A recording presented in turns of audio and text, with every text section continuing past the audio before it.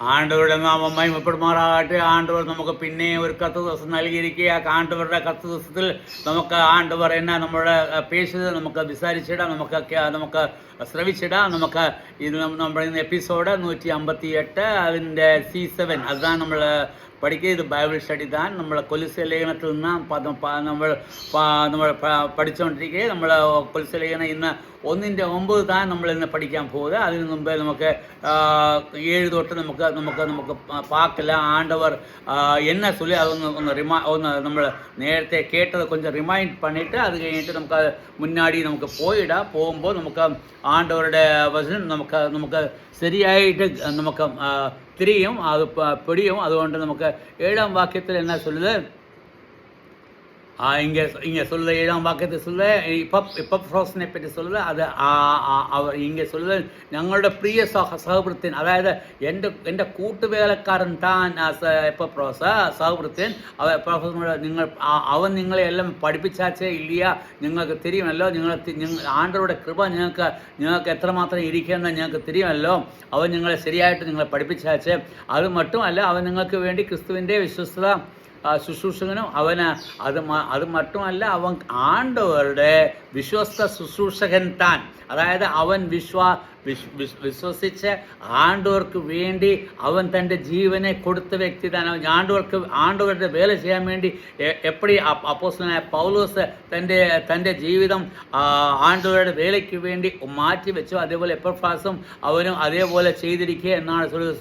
വിശ്വസ്ത ശുശ്രൂഷകനും നിങ്ങൾക്ക് ആത്മാവിനാലുള്ള സ്നേഹം ഞങ്ങളോട് അറിയിച്ചവനും അത് മറ്റുമല്ല, നിങ്ങളുടെ നേസം അവൻ ഞങ്ങളെ അറിയിച്ചാച്ച്. എന്നിട്ട് ഞങ്ങൾക്ക് വേണ്ടി ജപിച്ചുകൊണ്ടേയിരിക്കുക, നിങ്ങൾക്ക് വേണ്ടി നിങ്ങൾ ചെയ്യുന്ന കാര്യത്തെപ്പറ്റി ഞങ്ങൾ ജപിച്ചുകൊണ്ടേയിരിക്കും എന്ന് ഇങ്ങനെ അപ്പോസ്തലനായ പൗലോസ് சொல்லுது. എന്നാൽ 8ആം വാക്യത്തിൽ അവൻ നിങ്ങൾക്ക് വേണ്ടി ക്രിസ്തുവിൻ്റെ വിശ്വസ്ത ശുശ്രൂഷനും നിങ്ങൾക്ക് ആത്മാവിനുള്ള സ്നേഹം ഞങ്ങളോട് അറിയിച്ചവനും ആകുന്നു. ഇനി 9ആം വാക്യം, അതുകൊണ്ട് ഞങ്ങൾ അത് കേട്ട നാൾ മുതൽ നിങ്ങൾക്ക് വേണ്ടി ഇടപെടാതെ പ്രാർത്ഥിക്കുന്നു. ഇങ്ങനെ சொல்லுது അപ്പോസ്തലനായ പൗലോസ്. എപ്പഫ്രോസ് അവൻ ഞങ്ങളോട് നിങ്ങളെപ്പറ്റി ചൊല്ലിയപ്പോൾ നിങ്ങളുടെ നേസം, നിങ്ങളുടെ പ്രവൃത്തി, നിങ്ങൾ ചെയ്യുന്ന കാര്യങ്ങൾ അതെല്ലാമേ കണ്ടു കഴിഞ്ഞിട്ട് അതിനെപ്പറ്റി ചോദിച്ചു കഴിഞ്ഞപ്പം നിങ്ങൾക്ക് വേണ്ടി ഞാൻ അന്ന് മുതൽ ഞങ്ങൾക്ക് വേണ്ടി ജപം പണിയിടുക. എന്നിട്ട് ഇങ്ങനെ നമ്മൾ എന്നാ പാക്കുന്നത് ഇങ്ങനെ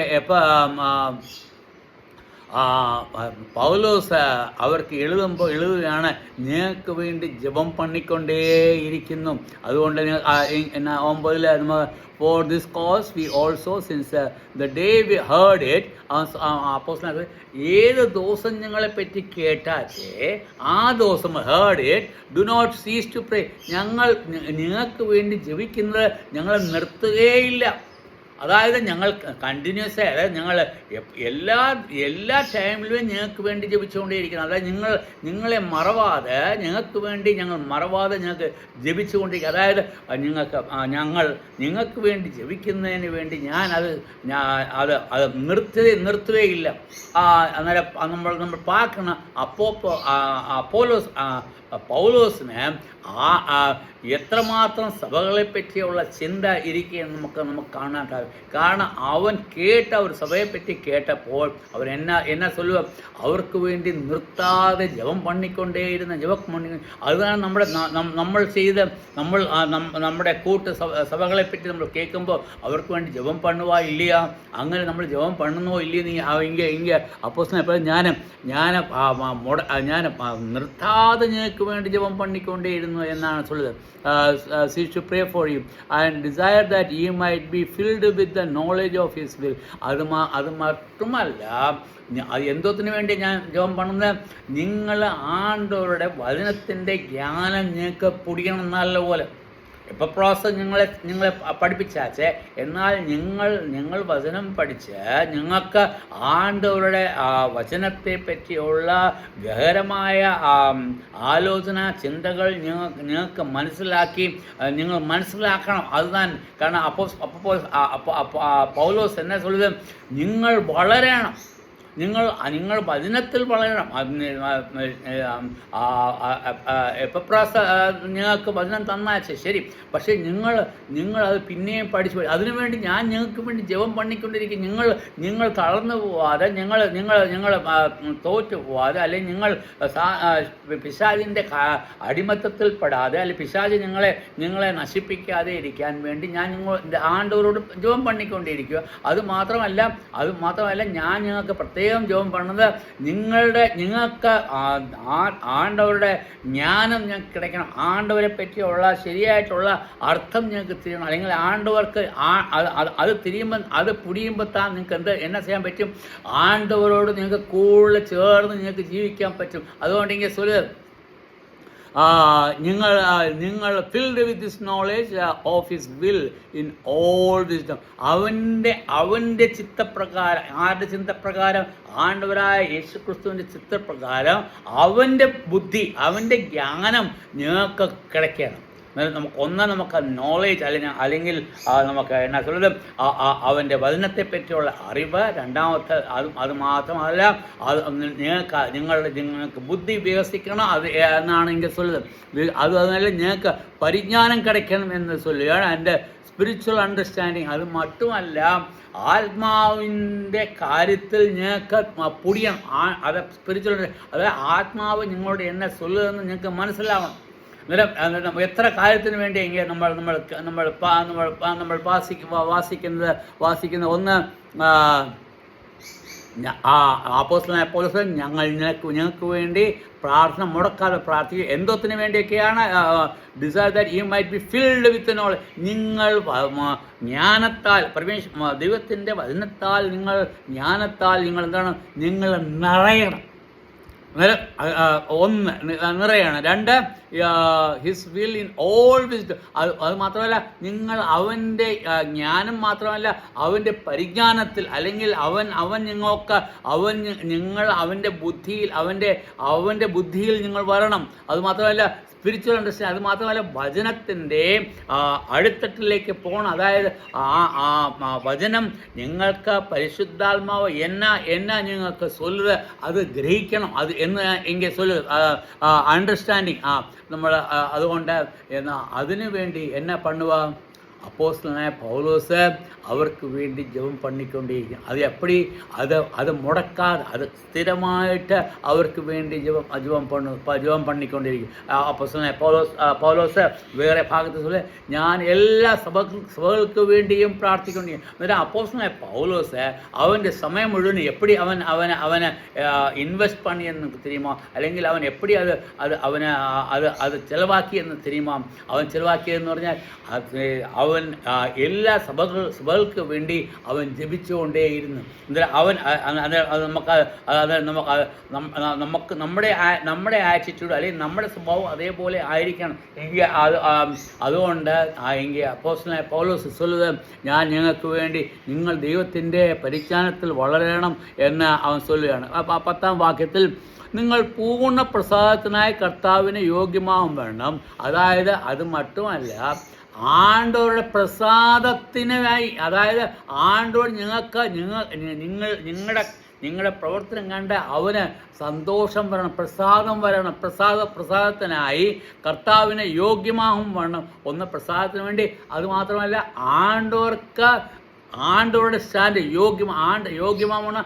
ആണ്ടവരുടെ സ്റ്റാൻഡേർഡ് അനുസരിച്ച്, അല്ലെങ്കിൽ ആണ്ടവരെ പോലെ, അല്ലെങ്കിൽ യോഗ്യമാവണം എന്ന് ഇങ്ങനെ சொல்லிയിരിക്കും. യോഗ്യമാവണം നടന്ന് ആത്മീയ സകല ജ്ഞാനത്തിലും വിവേകത്തിലും. എന്തൊക്കെ രണ്ട് കാര്യം ജ്ഞാനത്തിൽ നമ്മൾ നേരത്തെ കേട്ട ഇങ്ങനെ ജ്ഞാനത്തിലും വിവേകത്തിലും, അതിൽ ബുദ്ധിയിലും അവൻ്റെ ഇഷ്ടത്തിന് പരിജ്ഞാനം കൊണ്ട് നിറഞ്ഞു വരണം. ആണ്ടവരുടെ ചിത്തത്തിനനുസരിച്ച് നിങ്ങൾ പരിജ്ഞാനത്തിൽ നിറഞ്ഞു വരണം. അതായത് നിങ്ങൾ ആണ്ടവരുടെ വചനം കേട്ട് നിങ്ങൾ പഠിച്ച് അവനോടൊപ്പം നിറഞ്ഞു വരണമെന്ന്, അവനോടൊപ്പം വരണം. അല്ലെങ്കിൽ കഴുത്ത് വരെ വരണം. ഒരു ഗ്ലാസ് ഇരിക്കുക എന്നുണ്ടെങ്കിൽ അത് ആ ഗ്ലാസ്സിൽ തണ്ണി ഊത്തുക എന്നുണ്ടെങ്കിൽ അത് നിറയെന്ന് പറഞ്ഞാൽ അത് കൊഞ്ചം കാലിയായാലും അത് നിറഞ്ഞ് കവിയണം. അതാണ് ഇങ്ങനെ നിറഞ്ഞു പറയണം എന്ന സൽപ്രവൃത്തിയിലും ഫലം കായ്ച്ച അതുകൊണ്ട് നിങ്ങൾക്ക് എൻ്റെ നല്ല എല്ലാ പ്രവൃത്തിയിലും നിങ്ങൾ ഫലം കായ്ക്കും. ഓക്കെ, കാഴ്ച ദൈവത്തെക്കുറിച്ച് പരിജ്ഞാനത്തിൽ പറയണം. പിന്നെ ആണ്ടവരെ പറ്റിയുള്ള ജ്ഞാനത്തിൽ അല്ലെങ്കിൽ അവൻ്റെ പരിജ്ഞാനത്തിൽ അവൻ്റെ കാര്യങ്ങളിൽ നമ്മൾ വേണം. ഇവിടെ നമുക്ക് 10-ാം വാക്യത്തിൽ ഇങ്ങ് നമ്മൾ എന്നാ വാസിക്കുന്നത്, that ye might walk worthy of the Lord. അതായത് ആണ്ടവർക്ക് ചിത്തമായ രീതിയിൽ അത് നമ്മൾ ആണ്ടവരുടെ ചിത്തത്തിൽ നമ്മൾ വരണം. ആൻഡ് ടു ഓൾ പ്ലീസിങ്, അവൻ്റെ ഇഷ്ടമാവും വേണം, അല്ലെങ്കിൽ അവന് സന്തോഷമാവും, അവനെ സന്തോഷിപ്പിക്കുന്ന മാതിരി പ്ലീസിങ് എന്ന ചൊല്ലുതാണ്. അത് മാത്രമല്ല എന്നാ ചൊല്ലുക,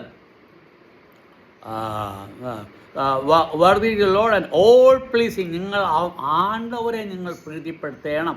അത് being fruitful in every good work. അത് മാത്രമല്ല എല്ലാ വേളയിലും നിങ്ങൾ ഫലങ്ങൾ കൊണ്ട് നിറയണം. അതായത് നിങ്ങളുടെ ഫലം എന്തിന് നമ്മൾ ഒരു ഫലം എന്താണ് നമ്മൾ ചെയ്യുന്നത്, ഒരു ഫലം കൊണ്ട് എന്നാ പ്രയോജനം എന്ന് നമുക്ക് தெரியுமா? ഒരു ഫലം വന്നു കഴിഞ്ഞാൽ അത് നമ്മൾ ഷാപ്പിടും, അത് മാത്രമല്ല എല്ലാവരും ഷാപ്പിടും. അതുകൊണ്ട് തന്നെ നമ്മൾ മാർക്കറ്റിലൊക്കെ ഫലം കാണും. ആ ഫലം നമ്മൾ കായ്ച്ചാൽ തന്നെ അത് എല്ലാവർക്കും കിടക്കുകയാണ്. ആ ഫലം നിങ്ങൾ അവർ ആ ഫലം അവർ ശാപ്പെട്ടിട്ട് അവരും ബലപ്പെടണം. നിങ്ങൾ ബലപ്പെട്ടു എന്ന് മാത്രമല്ല അവരും ബലപ്പെടണം. അതാണ് ഫ്രൂട്ട്ഫുൾ എവരി ഗുഡ്. എല്ലാം നല്ല വേലയ്ക്ക്, ഒരു വേലയിൽ നിങ്ങൾ ചെയ്യുന്ന എല്ലാം നല്ല വേല. അതായത് നിങ്ങൾ ചെയ്യുന്ന വേലയെന്ന് ആണ്ടവർക്ക് ചെയ്യുന്ന വേല, അത് മാത്രം മറ്റുള്ളവർക്ക് വേണ്ടി ചെയ്യുന്ന വേല, നിങ്ങളുടെ ഫലം നിങ്ങളുടെ ജീവിതത്തിൽ അത് കാണണം എന്ന് ഇങ്ങനെ ചൊല്ലുകയാണ്. അത് മറ്റുമല്ല, increasing the knowledge of God. ഇതിനെല്ലാം പുറമെ ആണ്ടവരുടെ ജ്ഞാനത്തിന് ഒപ്പം നിങ്ങൾ വളരണം. ഇൻക്രീസിങ് ഓഫ് ഗോഡ്, ആണ്ടവരുടെ ജ്ഞാനത്തിനൊപ്പം വളരണം. അത് എപ്പടി അത് നമുക്ക് സാധിക്കും? നമ്മൾ ആണ്ടവരുടെ ജ്ഞാനത്തിനൊപ്പം വളരണമെന്നുണ്ടെങ്കിൽ ആണ്ടവരുടെ വചനം നമ്മൾ ശരിയായി പഠിക്കണം. അത് പഠിക്കുമ്പോൾ എന്നാ പറ്റും? അത് പഠിക്കും തോറും നമുക്ക് എന്നാ പറ്റും? ജ്ഞാനത്തിൽ നമ്മൾ വളർന്നുകൊണ്ടേയിരിക്കും. അന്നേരം നമ്മൾ ജ്ഞാനത്തിൽ വളർന്നുകൊണ്ടിരിക്കുമ്പോൾ പിശാച് നമ്മളെ ഒന്നും ചെയ്യാൻ മുടിയാതെ. കാരണം എന്നാൽ നമുക്ക് ആണ്ടവരുടെ വചനത്തിൻ്റെ ജ്ഞാനം നമുക്ക് നല്ലപോലെ വേണം. കാരണം എപ്പോഴും പിശാച് നമ്മളെ അറ്റാക്ക് ചെയ്യാൻ കാണുന്ന, നമ്മളോട് ശാന്തയ്ക്ക് വരാൻ കാണുന്ന, നമുക്ക് വചനം പിടിയാതെ, വചനത്തിൽ എന്ത് ചെയ്തിരിക്കുന്നു, വചനത്തിൽ എന്ത് എഴുതിയിരിക്കുന്നത് നമുക്ക് പൊടിയാതെ. അങ്ങനെ പൊടിയാതിരിക്കുമ്പോൾ അവൻ്റെ ദൈവത്തിൻ്റെ വചനത്തെ അവനെ തിരിച്ച് മറിച്ച് നമ്മളോട് ചൊല്ലും. അത് നമ്മൾ വിചാരിക്കും, വചനം താൻ ചൊല്ലുത്, അതുകൊണ്ട് അതെല്ലാം ശരിതാൻ, അതുകൊണ്ട് അവൻ്റെ വഴിയിൽ നമുക്ക് പോയിടാം. അത് തപ്പ് താൻ. അത് വചനം നമുക്ക് തിരിയുമ്പോൾ നമുക്ക് എന്നാ ചെയ്യാൻ പറ്റും? ഒരു എക്സാമ്പിളിന് 2-2-4 അത് നമുക്ക് നല്ലപോലെ പൊടിയും 2-4. അവൻ 2-2-4 അത് ശരി താൻ. 1-2 അതും 4. അത് കഴിയുമ്പോൾ അതായത് അതും 4 താൻ. അത് കഴിഞ്ഞിട്ട് പിന്നെ ചൊല്ലു 4-3 യാതൊരു വ്യത്യാസമില്ല. നിങ്ങൾ എന്തിനാ ഇതിന് ഇത്ര അതായത് അവൻ നമ്മളെ മാനിപ്പുലേറ്റ് പണുക, അതായത് നമ്മളെ തപ്പാക്കി, അതായത് ഒരു